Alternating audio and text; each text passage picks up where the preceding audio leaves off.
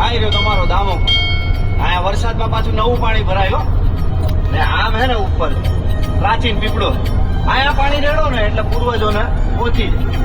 અને ગિરનાર તો સાહેબ હિમાલય કરતા જૂનો, બહુ અલૌકિક જગ્યા. આજે જુઓ તમને ને મોજ કરાવું.